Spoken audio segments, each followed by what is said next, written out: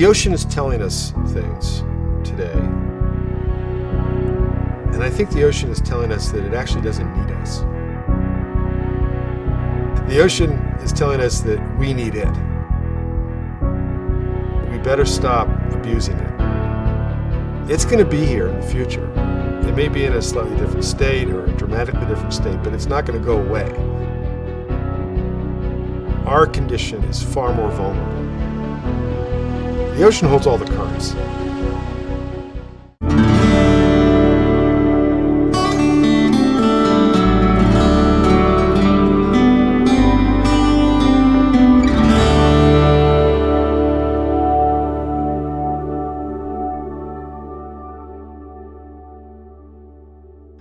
My name is Greg Stone, and I'm an oceanographer, marine biologist. I study the ocean, and I work every day to save it.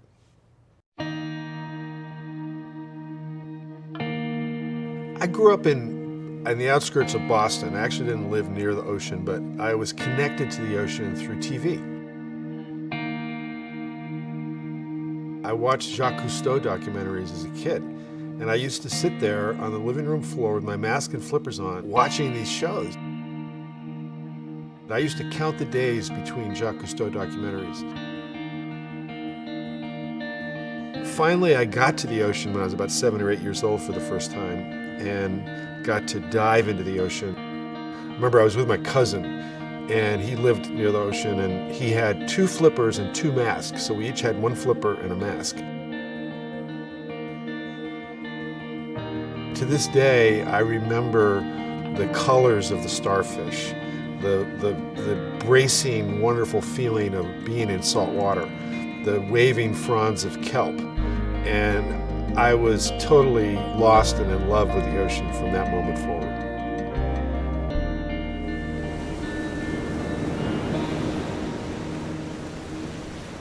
I became a diver as soon as I could, and I knew the ocean would be my career. I wasn't quite sure which part of it I would do. And it was a high school science teacher that helped me understand that science was a tool that coincided with my interest in the ocean and something that I could do. So I became a marine scientist. I was about 15 or 16 when I made that decision. I haven't varied from that course since. When I was 19 years old, I was a young undergraduate aspiring marine biologist and was involved in the early research on humpback whales in the Atlantic Ocean. As part of that project, we were running around taking pictures of the unique patterns on the underside of the flukes. It's like a fingerprint for the whale, and you can take a picture of the whale in different places and track its migration. Here he is. Take a look for that scar, Steve. See if you can get a picture. Where was it? Right? It's on the right-hand side, just below the dorsal fin. Okay. It's pretty common science today, a pretty common method, but back then, in the 1970s, it was just being developed. I was sent to Bermuda. Teddy Tucker was the man who took me out on his boat to photograph the whales.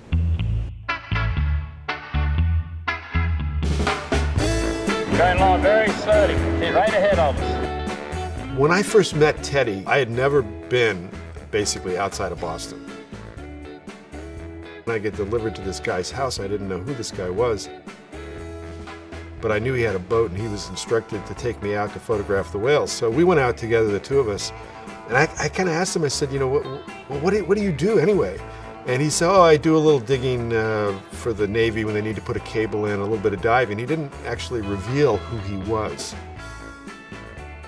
He started diving right when scuba gear became available. He discovered all the first and early and important Spanish shipwrecks off Bermuda and elsewhere. Teddy has an exploded diagram of the ocean in his head. He sees how it's all put together. There was really no one else that I had encountered in my life that was engaged with the ocean at that level. We were able to jam together on this from a very early stage. Because I came at it from the science side, and Teddy came at it from the underwater archaeology, explorer side. It's a match made in heaven. We would go out and find and dive on shipwrecks around Bermuda. we would head out in Teddy's boat, and Teddy would tow me over the reefs of Bermuda. And often you look for a pile of stones, because stones are what they used to use for ballast in some of these early ships. I was with him once where I saw a pile of stones, and we went back, and sure enough, it was a Civil War era shipwreck that had been uncovered by a recent hurricane. It was loaded with tobacco and peaches. And I remember the boxes of tobacco were all punky. You could put your finger through the wood at this point because it had been underwater for so long. But you could still get the tobacco and squeeze it and smell that Virginia tobacco from the 1860s. And then there were all these peach pits, because the peach pits didn't degrade over time, just the soft parts of it. And as I was doing the early excavation here, I found some human bones. That got Teddy really interested, I remember, because he said, when you find human bones on a ship, it means it went down quickly. It means that there could be some treasure. One of the many important lessons that I learned from Teddy Tucker is that happiness turns out to be a very good compass in life. If you find things that make you happy, you are going to do really well at those things. Life is full of adventure and opportunity. You just really have to go out and seize it. Peter Benchley was one of my best friends. He passed away 6 years ago, and was also mentored by Teddy Tucker. And the three of us were quite a trio.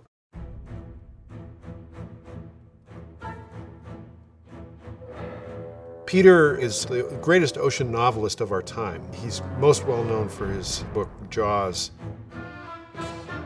which became the first blockbuster movie ever back in the summer of 1975. I still remember when I saw that movie. It had a really positive impact on me, because when I saw that, I didn't know Peter at the time. I met him like a couple of years later. But when I saw that movie and I saw that character, Matt Hooper, I wanted to be Matt Hooper. Bring it on a barrel! I'm coming around again! Suddenly, there was an oceanographer up on the big screen who was cool. I mean, he wore blue jeans, he had a beard, he was funny, and it gave me a model of what I wanted to be. What we are dealing with here is a perfect engine, an eating machine. It's really a miracle of evolution. All this machine does is swim and eat and make little sharks, and that's all. Throughout my community of marine scientists, we all first saw Matt Hooper and wanted to be him.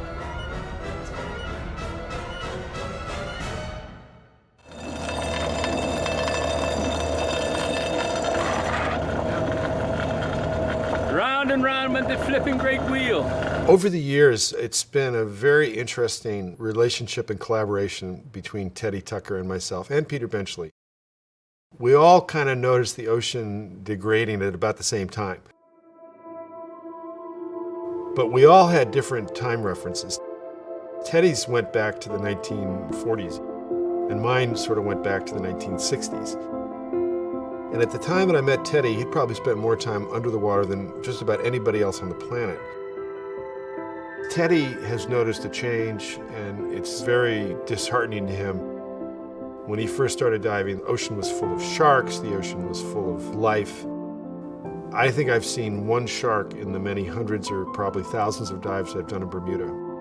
Whereas when Teddy started diving there, he said you had to really keep your wits about you because there were so many sharks in the water. They're all gone. There's one example of dramatic change over the course of one person's lifetime. The people that have spent the most time underwater are the people that really understand the ocean. Those are the people you should listen to.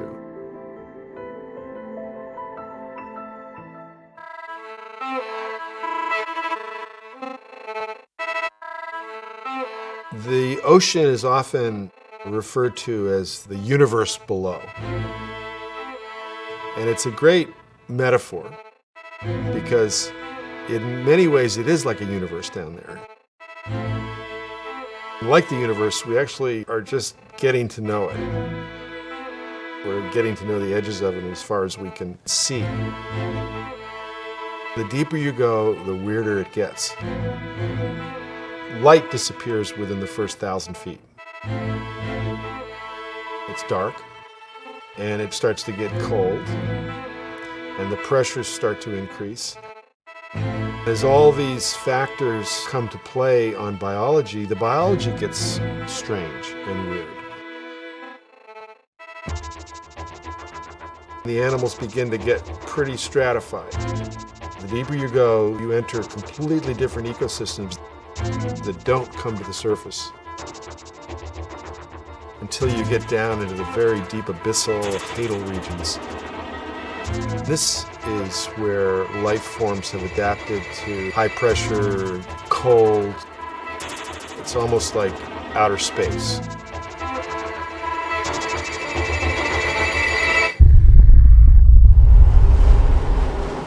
As my career was sort of starting and I was beginning to look at the ocean, I started out really as an explorer, a diver. I was very interested in deep sea submarines, and I didn't have a conservation interest. It was during these explorations, during my time in the ocean, that I started to see changes. One transformational moment occurred off the coast of Japan when I was diving in the Japanese deep sea submersible Shinkai 6500, which goes to 6,500 meters. I was with Sylvia Earle, and we got down to about 18,000 feet, or about 6,000 meters. Here we were at a part of the ocean that had never been explored, never been visited by anyone. It hadn't seen the light of day for literally billions of years. And we get there, and there's plastic. Now, plastic is a real big problem in the ocean. Every piece of plastic that's ever been made, and it was first made in about 1909, still exists. Most of it is in the ocean. The rest of it is either in the atmosphere or it's on land. And when we made it, we didn't think through the fact that this plastic hangs around for hundreds and maybe thousands of years. And we're also discovering now that as it falls apart slowly, it falls into these teeny micro pieces of plastic, which are synthetic chemicals that we've created, humanity has created. They're not natural. These synthetic pieces are getting incorporated in cell structures in the ocean. So it's like, think about, getting glass or something jammed into your cell structure. It really was a wake-up call to me that maybe I wouldn't spend the rest of my career just studying and exploring the ocean, but I would spend the rest of my career trying to create a good relationship between civilization and the ocean. When I first started in the ocean, it was very much, hey, go out and explore and have fun. And I'm glad I had those years early. It was great while it lasted. I've been on 3 expeditions to Antarctica, and it's some of the most challenging diving I've ever done, but also some of the most satisfying diving I've ever done. Let's go to Antarctica. On some of those trips, we made it up as we went along. We would let the Antarctic Ocean show us the way. We would go to where the action was. We'd show up with the boat, and if we saw, a school of krill here or whales over here, we would go and work that area, dive it, and learn new things. I don't think I've ever felt as close to the real heart of the ocean as I have when I've been down there. It's a place of tremendous ocean productivity. You've got the most robust plankton blooms on the planet. The fish, the seals, the whales, the penguins, the krill.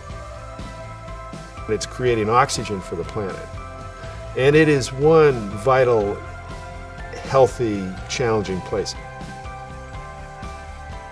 The ocean is alive down there.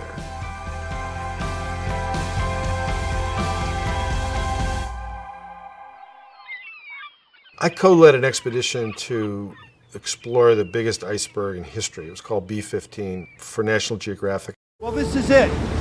The famous Antarctic southerly gales that blowed persistently over the continent.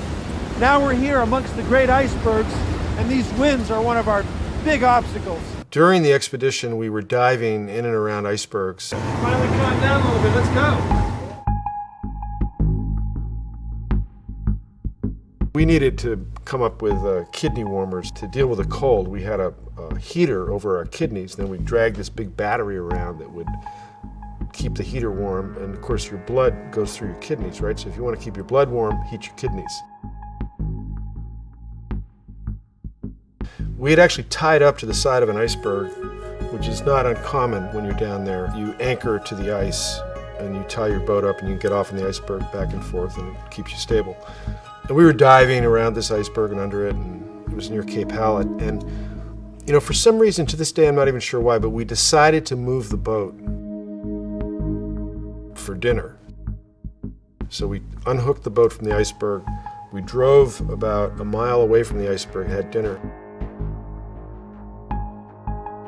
And then at midnight, it was still light because it was Antarctica, the iceberg disintegrated.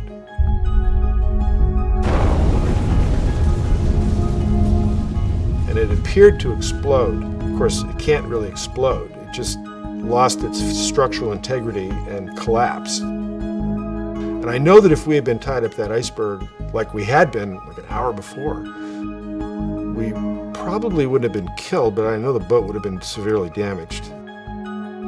When that iceberg had been there, we figured, for 5 years, and why it would decide to go that day and that moment when we were there, I will never know.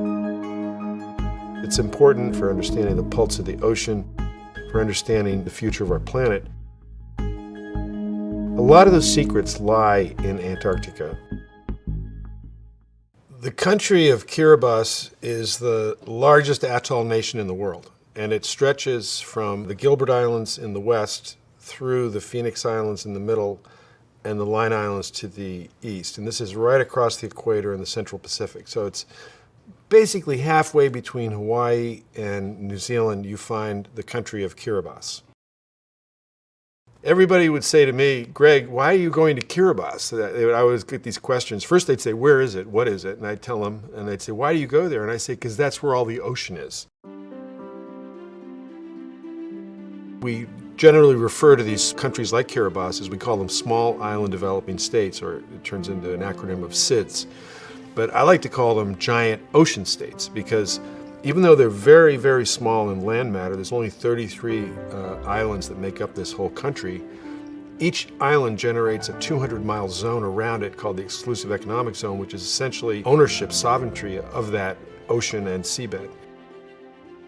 And if you look at that total area for this one country, it's about half the size of the continental United States. The Phoenix Islands are an ecological jewel. And they really are in some ways like a necklace. There's sort of these 8 atolls that are in a beautiful pattern in the Central Pacific, and each part of the necklace or each island has a wonderful reef system. 1, 2, 3. It has some new species of coral that we've discovered, some new species of fish. There's tuna everywhere that swim around in these large herds, so it's like the savanna around these islands. And then you've got whales coming through the region, and it's a very rich and dynamic cornucopia of life. So this provided an opportunity to look at what a coral reef might have looked like 1,000 years ago. Whereas everywhere else in the world, coral reefs had been degraded. It was like a window back in time for me. Kiribati is one of the poorest nations in the world, yet they have given the world the second largest marine protected area in the world, the second largest preserve in the world. It's of unprecedented size. It's the size of California. So the fact that the government of Kiribati has decided to create this 400,000 square kilometer protection zone there, no-take zone, is a huge gift to the world. It's a huge gift to humanity, and it is a recognition that the natural features of our planet are the things that are going to enable us to survive into the future.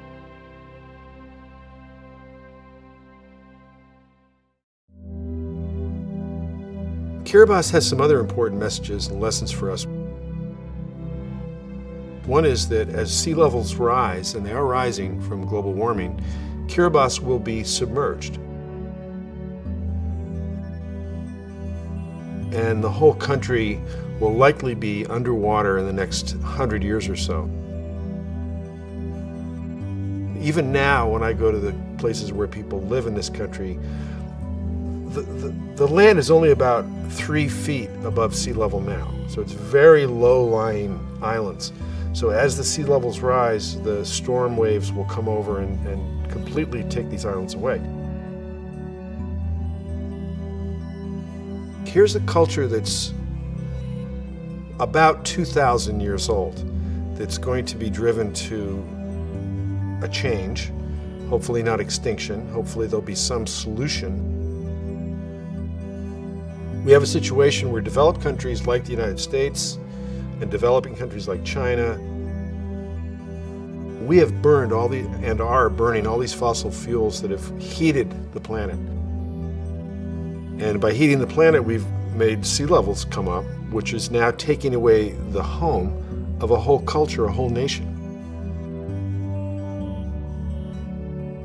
So what do we as a world community do about this?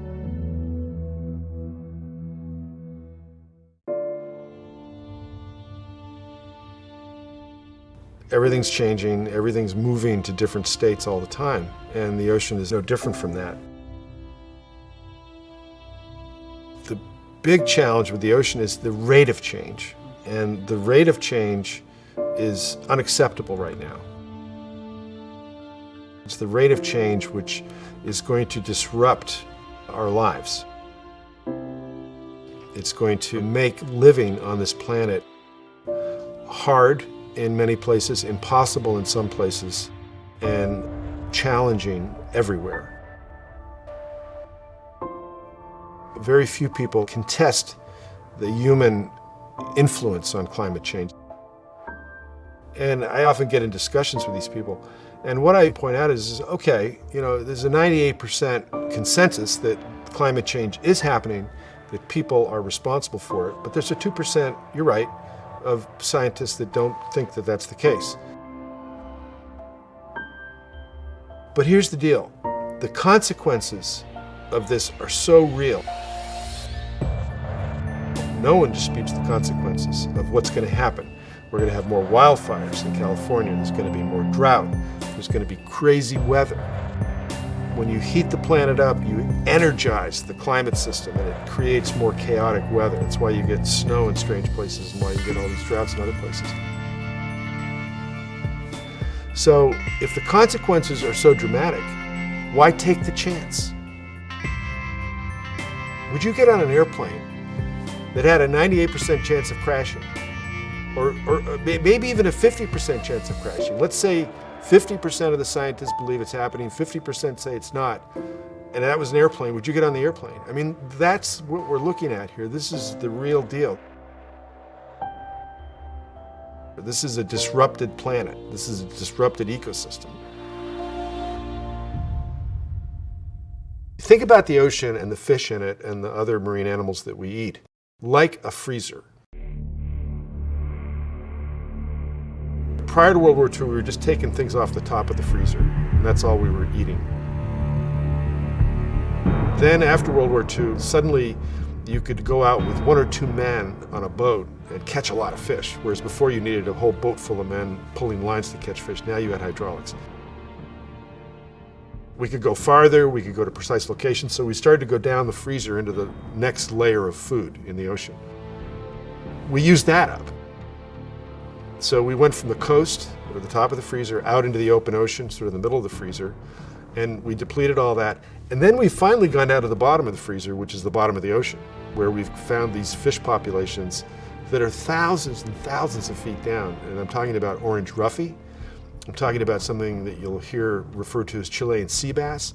These are deep sea fish that we would have never thought about trying to catch, except that we've used up all the fish above them. We've actually taken the last remnants of commercial fish there. We need the oceans to survive. The oceans are the life support system of planet Earth. You can think about them as the lungs of planet Earth. You can think about them as the food factory for spaceship Earth. They're what makes this planet a nice place to live. We as a community relies on this Earth, this spaceship that's never going to get resupplied, remember. Everything we've ever had, everything we ever will have is on the Earth currently. We need to steward it and take care of it in such a way that it will sustain us, our children, our grandchildren into the future. We are never going to return to an ocean of 1,000 years ago or 2,000 years ago. We've gone too far. We are now part of the ocean system. As we go forward, we need to make sure that that relationship is balanced. This is one of the reasons we developed the Ocean Health Index.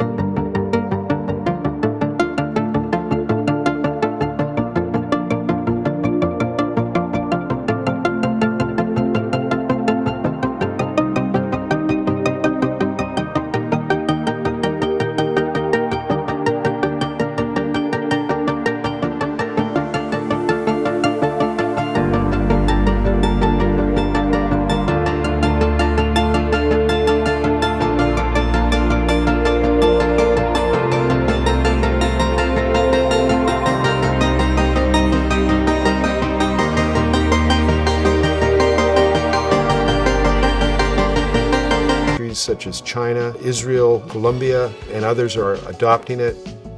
It's really got traction. It's all on the website, oceanhealthindex.org. Anybody that wants to look at the original data, it's there.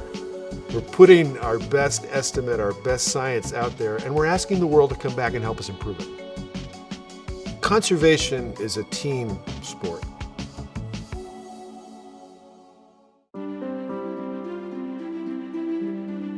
When you create a big marine protected area, it doesn't change the ocean overnight. It'll change it over a decade or so. So there's a lot of that happening right now. It's extremely encouraging. And off the coast of Costa Rica is one place where this has happened. They created a reserve, and it's been about 10 years, and we have 10 years of science, and it shows that there are now more big fish in this area because of the reserve. So there's a proof of concept. I look at it as a fish factory, because when you stop taking fish out of a vast area like that, the fish will reproduce more. Commercial fishing interests will often resist a marine protected area initially, but once it's in place, they like it because it enhances fisheries. They know it does because you'll find the fishing boats lined up right along the edge because they want to catch all the fish. Some people are born optimistic, some people are born pessimistic. I was born optimistic, and the reason I'm hopeful is that never before have I seen the amount of interest, the amount of awareness, and the amount of knowledge that we now have. We know what to do now. There's never been a more important moment than right now. We're ready. We're locked and loaded, and we just need the public will and the political will to push this forward. But if we really want to save the oceans, now is the time to rally our forces and do it together. It's totally inexcusable if we don't. This will be the first time in history that we will have consciously gone down a path of destruction, of self-destruction. We're conscious of it now. There's no excuse. We know what to do, and we just have to do it.